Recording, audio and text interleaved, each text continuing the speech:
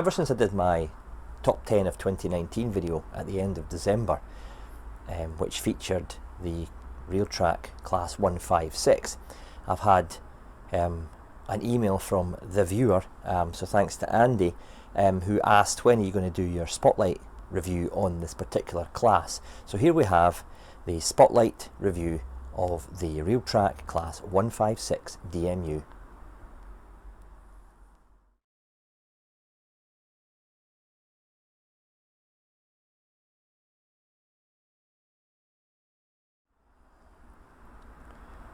Before I salivate and go into the detail of the Realtrack Class 156, I'll just look briefly at some of the prototype history of the actual class as in service.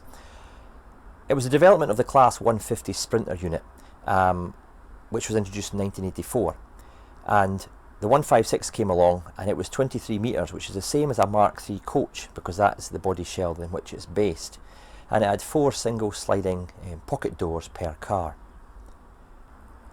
114 two-car sets were built between November 87 and September 89 at Metro Camel's works at Washwood Heath in Birmingham, and it uses a welded steel body shell. The first 100 units were ordered by British Rail's new provincial sector, later branded Regional Railways, with the remainder funded by the Strathclyde Passenger Transport, which is PTE, and they were built by Metro Camel before the company was bought by GEC Alstom in 1989. The 2 cars in each set are externally almost identical, with the major spotting difference being the frosted window of the toilet compartment on the secondman's side behind the lead passenger door. This is a corresponding roof vent and toilet water tank fillers on the underframe. Initially the front gangway door had a window, but units progressively lost these in the late 1990s. The driving motor standard lavatory cars have 74 seats, while the driving motor standard has 76 seats, and these include luggage, parcels, bicycle storage area, etc. Given the name Super Sprinter, although the first few dozen sets were only branded as Sprinter, they're designed for longer distance operation, and they're initially allocated to the Norwich depot, but soon spread to Glasgow for Strathclyde services to Stranraer, Carlisle and Newcastle. They soon spread their wings to Haymarket in Edinburgh, Inverness, Neville Hill in Leeds and Newton Heath in Manchester, while Cardiff received its allocation later on in the 1980s. The auto coupling system allows it to be paired with Class 141s, 142s, 143s, 144s, 150s, 153s, 156s and the 158. And in case of an emergency they can be rescued by a locomotive using a special adapter coupler as well. The 156 still remains on the UK railways over 30 years after it was introduced, and all 114 sets are still in revenue earning service. They really have been a success story for BREL, and I say to last over 30 years in service is testament to the design, which was again based on the Mark III coach.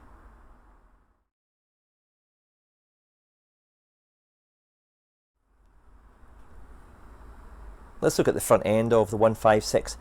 It has the gangway window. It has had the dummy coupler fitted and the obstacle or snowplough fitted beneath the gangway there. In most cases the loco ran with these in place, and certainly in Scotland. The detail around the windows with the fine rivet detail is superb, and also the fine windscreen wipers as well, and it's a good thing they actually get a couple spare in the detailing pack, so if they do happen to detach and you lose them, it gives you spares. That's quite actually welcome from Realtrack, that companies are now doing that, putting spares in case something breaks off. A bugbear for a long time, and still is with modelers, is if something breaks off your loco, you contact the supplier and they don't carry any spares. You know, from nose aerials on a Class 37 to wiper blades on a 47, they don't seem to cater for the the replacement market. So I think really companies have to take a lead from Realtrack here and start providing spares.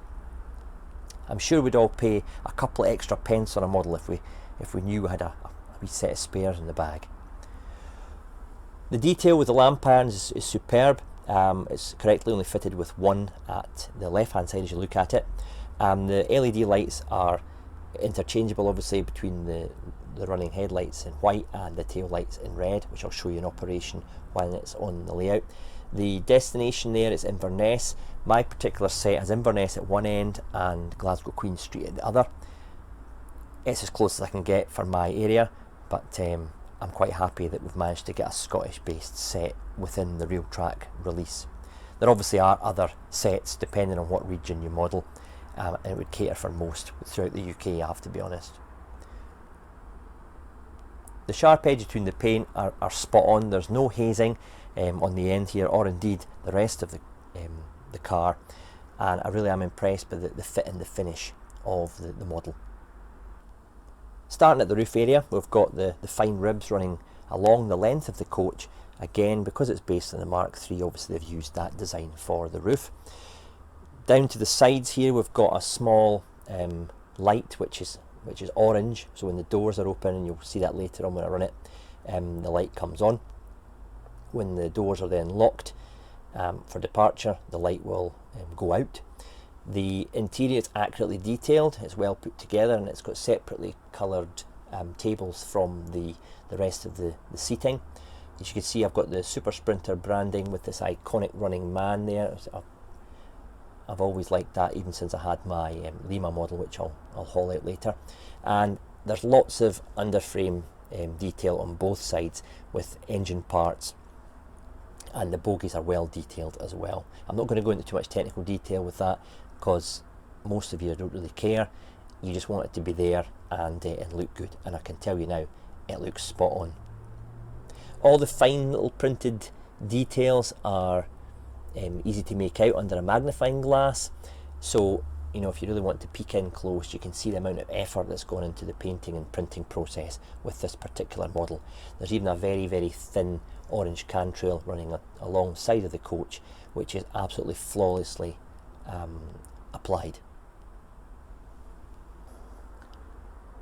Looking very briefly on the underside, you've got the speaker enclosure there. This is a sound fitted model, and you've got all the underframe detail there. There really is a lot of design and thought gone into this particular model. Looking at the internal gangway, the detail continues, and I'm really impressed with the amount of time and effort they've put into this. You've got the flashes, the cantrail continues all the way around, you've got small printed detail, you've got detail on the gangway there. This fine etched mesh protective cowling for the exhaust is exquisite. It really is well produced, and this coupler down here will transfer to the other car. Both are powered, but this helps with the lighting functions. As I touched on earlier, the livery application is spot on. The shades are correct for this particular prototype. The white and the blue stripe are flawlessly applied. There's no deviation or dip or any faults or flaws in that application along the length of the coach. We've got individually picked out parts, including the press button door openings. We've got the handrails, and some of the underframe has been picked out as well in a different colour scheme. The very fine silver edge around the windows is also impressive.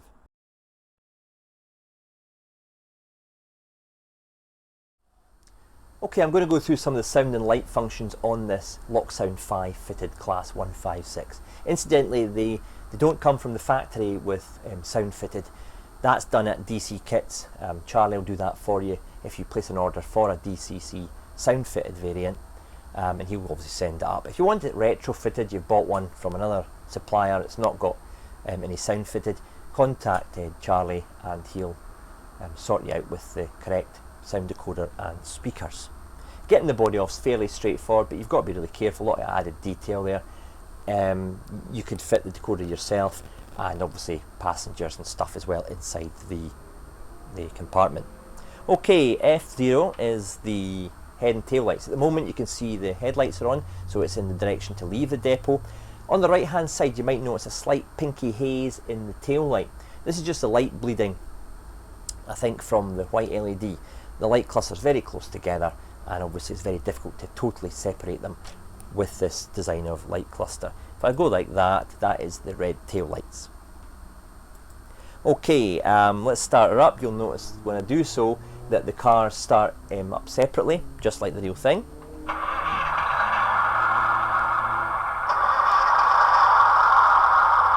Okay, F2 and 3 are the playable horns.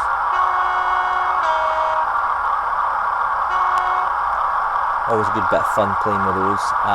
F4 is the passenger doors, and if they're open, the orange light above the windows will be illuminated. If you close them, the warning buzzer will sound.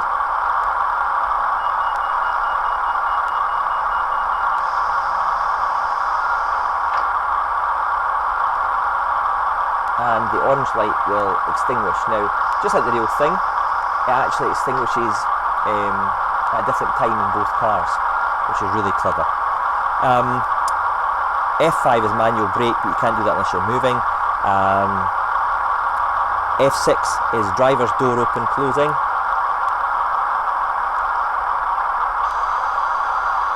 Okay. And F7 is the compressor.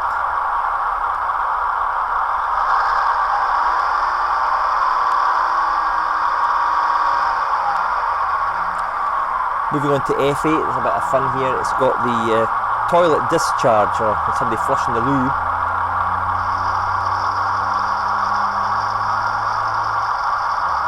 Now F8 on the decoders from DC kits are usually drive lock, so you can have a lot more playable rev.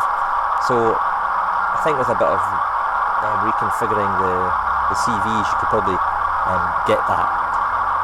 You've got F9 is the flange squeal, which only happens when it's moving. You've got F10, which is the whistle, the dispatch whistle.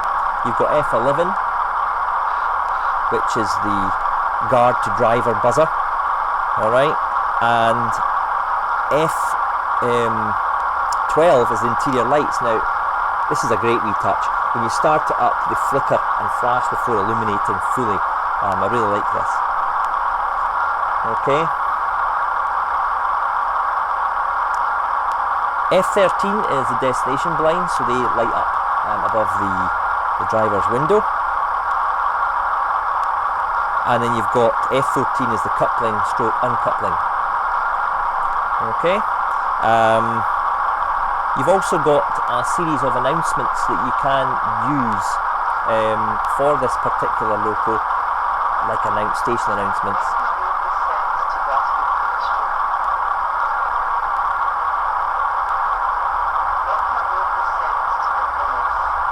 So it's got one is the destination is Glasgow Queen Street, and the other is the destination is Inverness. So that's quite cool. And there's lots and lots of different ones you can go through there. So F15 and F16 have got dozens of different sound recordings on there, so you can play around with that to your heart's content.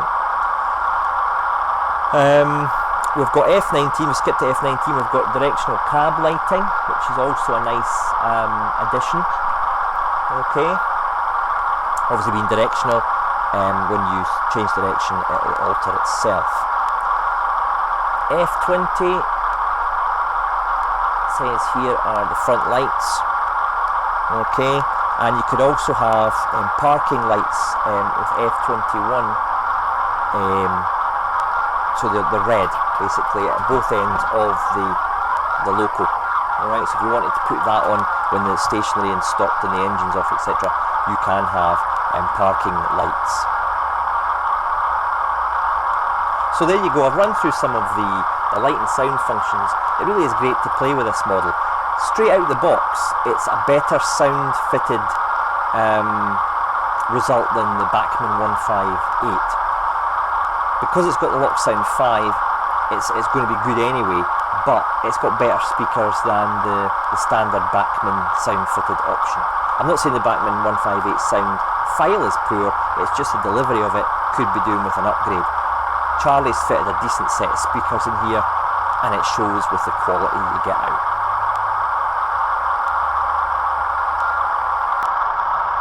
Now the lights are on, you can see into the vestibule, and a few people have mentioned that they can see wires that are taped to the wall. You can probably just see them there, and it's got clear kind of sellotape.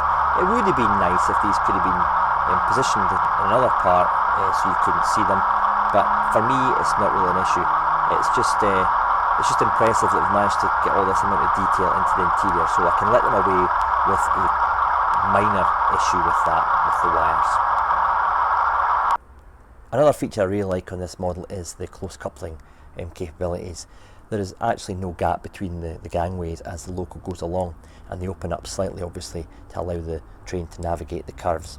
So well done to Realtrack for putting this feature into this model. It really does make a whole lot of difference to the realism and appearance of the 156.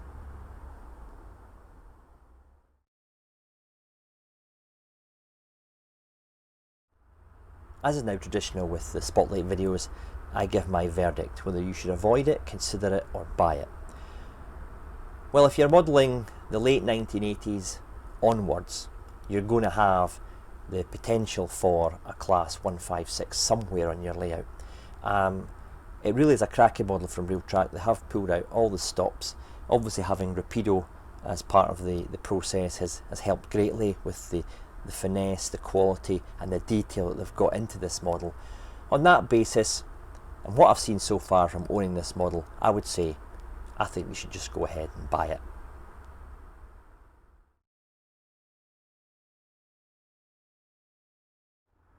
If you're using a ESU ECOS system, you may or may not have encountered problems with the Locksound 5. I encountered problems and my mate Mike didn't have any problems, and we have the identical control command stations. When I put my train on the layout or on the programming track, it automatically wanted to pick up the M4 protocol, and this was a setting within the ECOS that allowed it to assign addresses automatically or pick up the loco on the track automatically. And what it was doing, it was assigning both decoders to different addresses. So I was never ever getting both power cars working at the same time. Also played havoc with the lighting. Both cars wanted to go in opposite directions and pull against each other. So I had to make sure I had to switch off the M4 protocol in the settings of the ECOS command station. Okay. After I did that, it was fine. Initially I thought there was a problem with my particular loco, and I sent it back to Charlie. He checked it out, sent it back, so there's nothing wrong with it. I encountered the problem again, and eventually worked out that it was actually my ECOS command station that was being too clever and trying to detect the locos automatically. So just be aware of that if you're using the new Locksound 5 along with the ESU ECOS. With regard to the quality of the running on this model, it has low profile motors, so they don't impede the passenger compartment, so you don't have blanked out windows. So in that respect, it's really a big thumbs up. It can be a bit grindy, but I think the more and more you run it, the easier and quieter it will get as the motor runs itself in. What I've noticed, if I've cut the power in an emergency, for example, in the layout, and the model was running, when the power's put back on, the loco obviously wants to go again. Both cars can sometimes not start up simultaneously with regard to running, so you've got a bit of wheel spin as the leading car tries to drag the trailing car just until that one kind of catches up. That's only seems to happen when there's I've suddenly cut the power. I don't know why.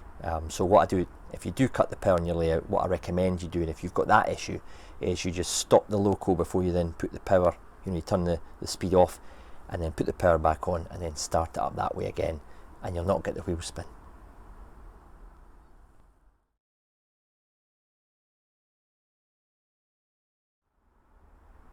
After my Bachmann 158 Spotlight video at the tail end of 2019, a lot of people were getting in touch and saying, well, how does it compare to the original Bachmann 158? And it was quite hard to say because I didn't have the 158 original in front of me. But I've since looked at the two, and I can say that the new one is leaps and bounds ahead in appearance, in detail, and in internal technology. So when I was doing the review for this, I dug out this Lima 156 on the left hand side there, in case you didn't know, from my collection from when I was a boy. I got this one Christmas and I absolutely loved it. Full pelt round the layout all the time. Stuck to the track like a Formula 1 car. However, the Lima Pancake motor's noisy and has since gone kaput. So let's look at very briefly the front end. You can see the difference. There's no fine detail fitted, there's no lighting functions in the Lima one, destination blinds are missing, windscreen wipers non-existent, snow plough or obstacle plough not there, dummy coupler no, fine added details, handrails no. So 30 years of a difference. You can really see how technology and modelling has progressed. Looking at the side profile of the Lima 1, it really is way behind the modern version. The underframe detail is basically a big block of plastic with moulded detail on it. The bogies aren't as detailed as you would expect, although for their time they were pretty good.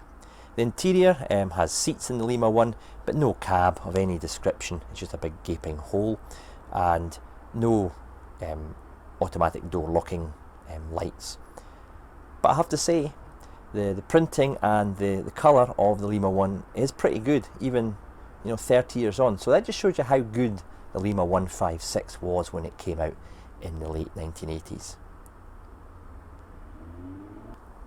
One final view of the Lima model is the internal gangway end here. We've got some printed detail and the cantrail wraps around the end as well. The coupler wasn't the greatest, it tended to uncouple itself from time to time. One thing I didn't mention in the previous clips of this was the flush glazing. Now models in the late 80s, early 90s just didn't have flush glazing, okay? Well, this came along with flush glazing. It was like, wow, this is witchcraft. It just shows you, okay, the model's been superseded by a far superior model from Realtrack, but it just shows you way back then, 30 years ago, how far advanced the Lima version was compared to models of its day. So Lima really have to be congratulated on what they produced all those years ago.